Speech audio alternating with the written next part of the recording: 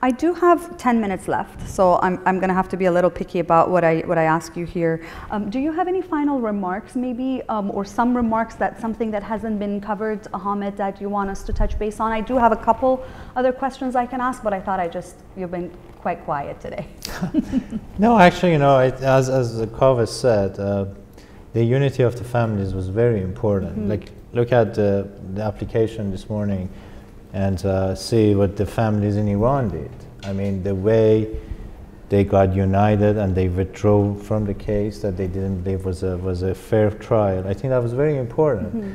Imagine that 70 people, they go together to the court and they withdraw their application and they say, we don't see any justice in the judiciary system in Iran.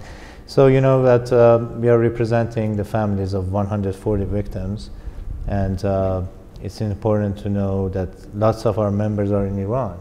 Yeah. And to keep everybody on the same page and decide together, I think this is an absolute teamwork.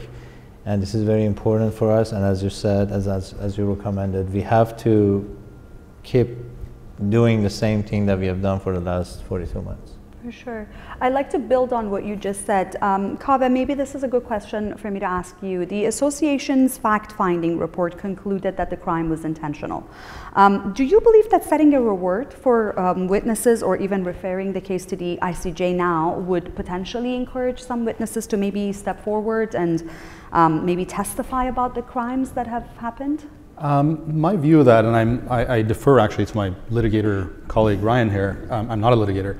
My view is that it can't possibly hurt. I mean, it's a further incentive for people to come forth, whether they're motivated by the reward or whether their conscience is bothering them because they're sitting on some explosive evidence. I think it would be helpful, and I think the intentionality would help a lot of different cases, the ICJ case, the ICC case, presumably. Mm-hmm. So to the extent that there is, if there is a smoking gun out there, if there is a witness out there, if there's a document out there, any way that you can provide motivation for people to come forth with that, I think would be good. But I don't know. What do you think about that? I mean, my general attitude in all of these cases, and in all cases that I have, is I'd rather know more than less. So the information certainly can't hurt our cause, and I definitely would want people to feel like they can come forward with the appropriate safeguards and protections. I don't want anybody in Iran to feel like they are putting themselves at undue risk as well, and they need to, every individual honestly needs to weigh those considerations with their own comfort. But we are always receptive to any information anybody would like to provide. Okay.